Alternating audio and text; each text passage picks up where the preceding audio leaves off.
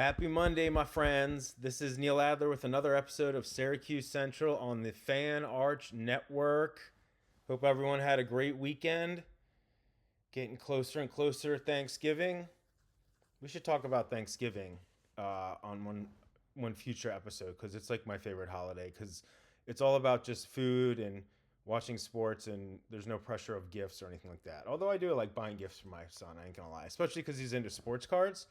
But we should definitely talk about our favorite Thanksgiving traditions and or favorite foods, beverages, etc. because I definitely have thoughts there. But today we're going to get into some Syracuse basketball. And the Orange, so drop me comments. I'm curious, were you at the game? What were your thoughts about the game? What were your thoughts about the performance? As always, I appreciate your support. Definitely feel free to hit that subscribe button if you feel so inclined. We focus on Syracuse basketball, football, and recruiting here. We're definitely going to get more into basketball as the season is really getting, further along, although it's still early, and Syracuse football, frankly, is struggling. But we're not going to ignore Syracuse football and certainly not recruiting and the transfer portal and all that. But Syracuse basketball started out relatively slow against Drexel in Philadelphia on Saturday afternoon, non-conference neutral site game. It was a 5-point game at halftime, and credit Adrian Autry and his staff. They brought in some reserves, including Sadiq White and Akir Soare and Bryce Zephyr. I always get that wrong. Among others, and they pressed full court and they really rattled the Dragons. And Syracuse ended up outscoring them. Let me make sure I get this right. 43-18 in the second half. That's insane. 43-18. And Syracuse ended up winning 80-50. So, Drexel was in they're a mid-major, just like Binghamton and Delaware State, although Drexel is rated higher in Ken Palm. We'll have to see when the net rankings come out, but they're, none of them are like highly rated. I get it. But still, that's the third straight game where Syracuse gave up, 50 or fewer points. They're like leading the country in points per game allowed. In terms of the least. And they've got Monmouth coming up on Tuesday. And then, yes, things get tougher. They're going to go to the Players Era Festival. They're going to play Houston and Kansas and a third team. And then they got Tennessee in early December at the Dome. And, we'll go through conference or not the non-conference schedule and then get into ACC play. So, I don't want to get too far ahead of myself. But at the same time, I can only comment about what games they played so far. And it's not really... It's out of my control and out of Syracuse, the players' control, who they played and who they haven't played yet. So we can only speak to where we are. And I like where they are. They held Drexel to, let me make sure I get this right, 20% in the second half field goal shooting, 32.5% for the game, or 32.2% for the game.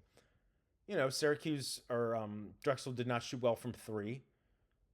And Syracuse is doing really well this year in forcing turnovers and then having that result in, fast break points or just points off turnovers, points out in transition, easy buckets. And all that stuff's going to be really important as the season goes on, especially if they're, when they play tougher teams. And Syracuse isn't shooting that great or doing that well in its half court offense. So transition buckets, baby, that's what it's all about. Or that's important. Let's just put it that way. But Drexel ended up having 18 turnovers, which is a lot. And Syracuse led 20-4 in points off turnovers. Syracuse only had, let's see what I got here, 7 turnovers. So that was, encouraging because they had 5 the first game, and then they slid back.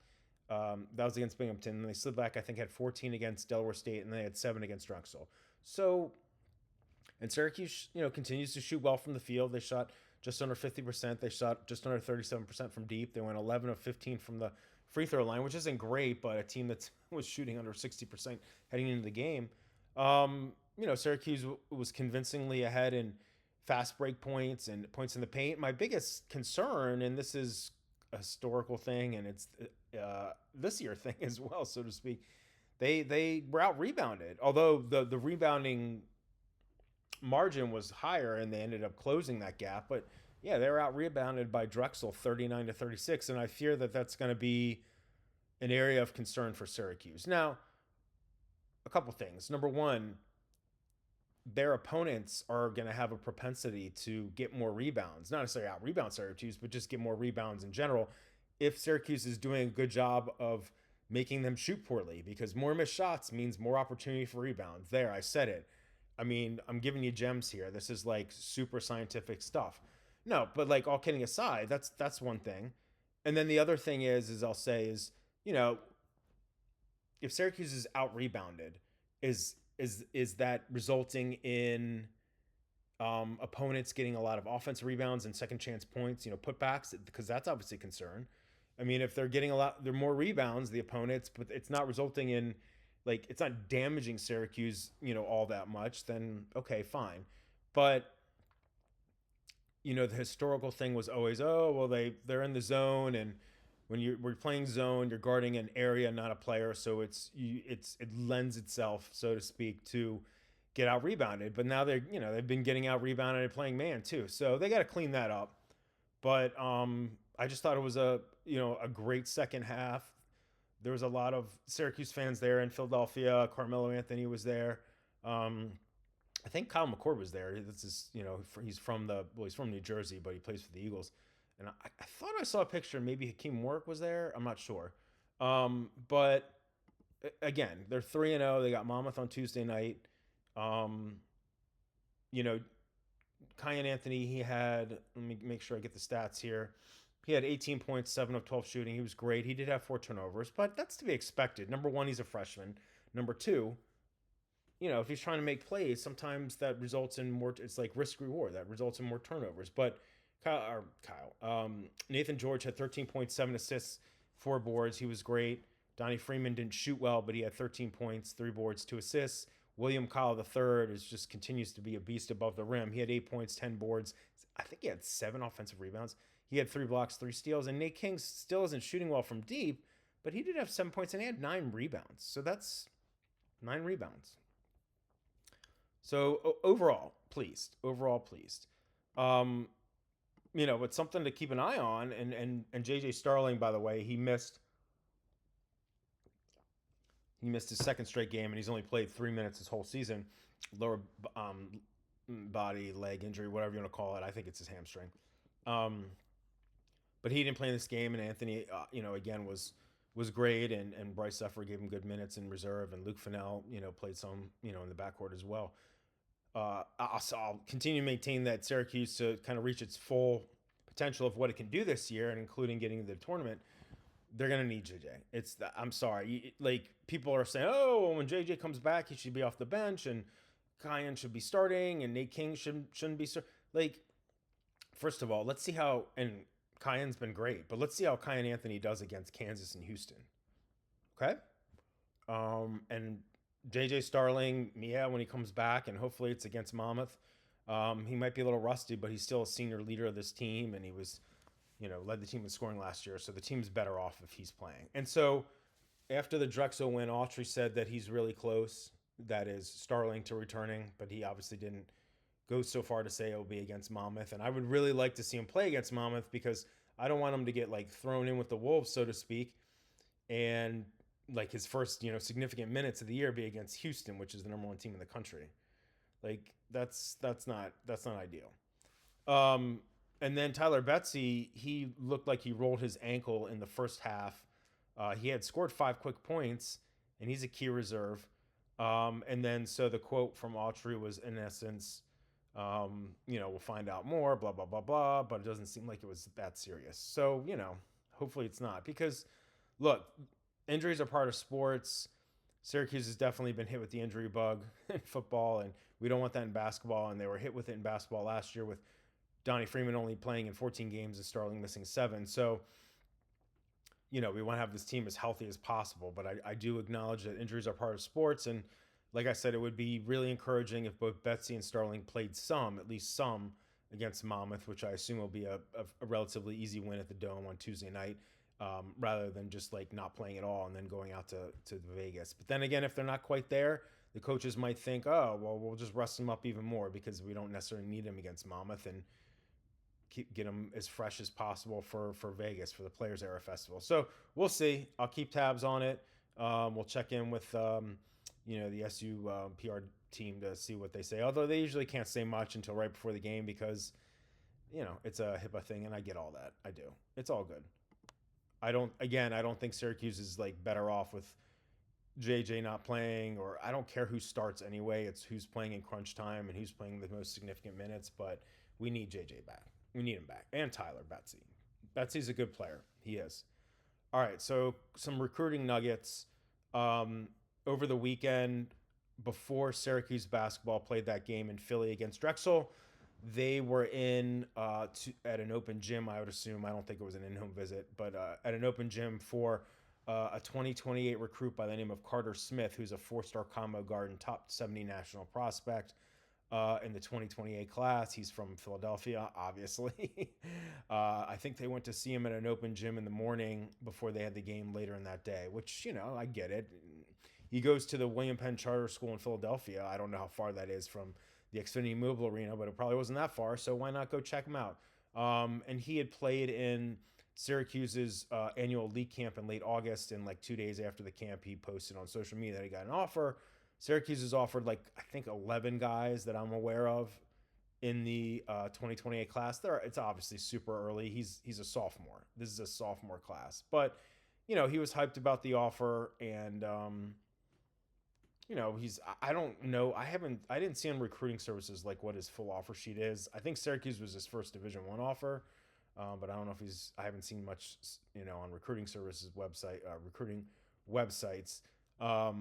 So it might just be Syracuse right now. And Philadelphia is a key market for Syracuse, but I have seen reports that he, some other schools, Villanova, which makes sense. That's a local school, Oklahoma, Marquette, others might be involved. And he plays for Team Final, which is a well-known Nike EYBL grassroots program based in Philadelphia.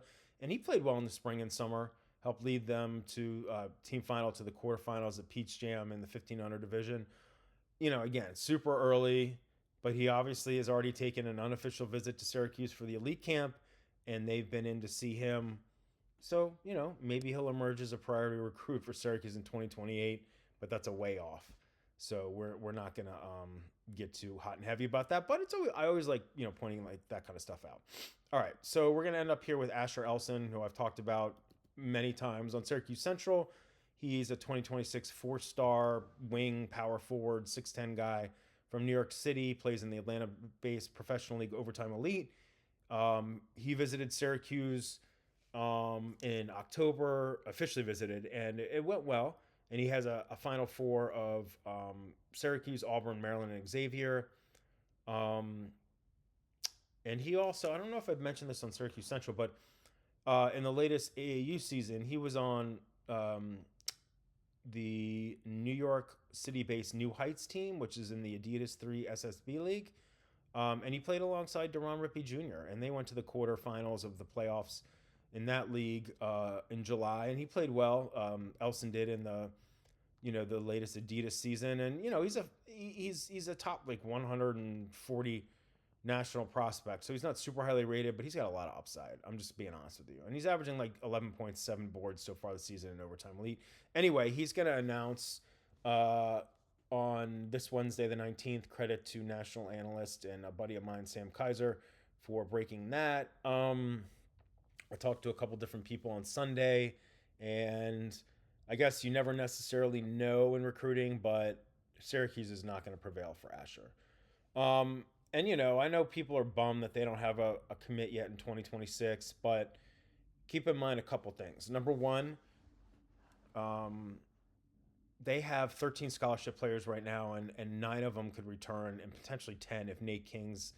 I think there's talk that maybe he could get more eligibility because he played at the JUCO level, I think, for 2 seasons. So they're going to be focused on roster retention and bringing a lot of those guys back. So their high school class was never going to be that big. And then they're going to focus on the portal. The portal recruiting is by and large more important to college programs, whether it's Syracuse or anywhere else, than high school recruiting.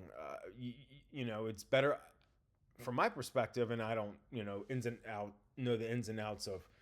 It's probably more expensive from an NIL rev share standpoint to get portal guys or retain existing guys versus high school guys, unless they're the elite prep recruits. But I'd rather spend that money on guys that are veterans either guys that have played on the roster or are college transfers, whether at the mid-major or high major level. I'm not saying Syracuse isn't like trying to recruit high school guys, because they are, but the transfer portal is definitely more of a focus. And then with the roster being what it is this year, and then if I'm being honest, and we've talked about this on Syracuse Central, given the bad season last year, Syracuse, Adrian Autry and his staff, who I'm big fans of, they need to do well on the court this year, to show stability with the coaching staff, because their other two top targets in 2026 right now are Jordan Smith Jr. and Deron Rippey Jr. Smith is a 5-star shooting guard. Rippey is a 5-star point guard. Rippey's from Brooklyn. Smith is from the Washington, D.C. area, the DMV, where I'm from.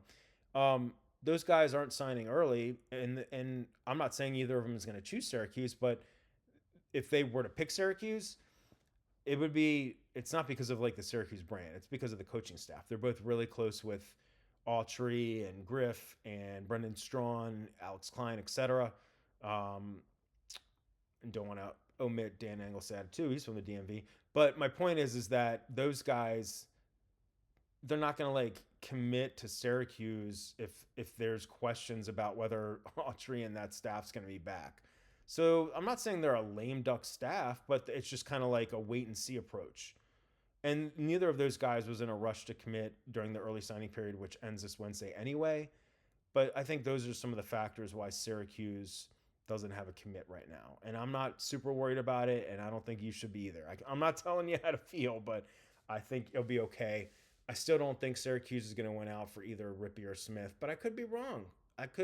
They could get off to a really hot start and everything looks good with the staff, and I'd be pretty surprised if they got both those guys, but maybe they would get Rippey. Maybe they would get Smith. They both are close with the Orange staff, and they've been prioritized by the Orange staff, both of them, since 2023, mid-2023. So we'll see. But anyway, not expecting Asher Ellison to call Syracuse's name.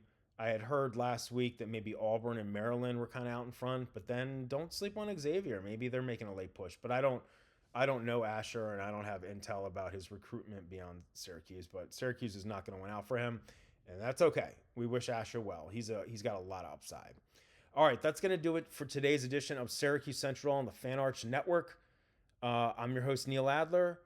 Please drop me comments about what you like and you don't like, what you want to see and don't want to see. And if you're so inclined, hit that subscribe button and tell all your friends. Have a great rest of your Monday. I really appreciate the support. I will talk to you again on Tuesday. Take care, my friends.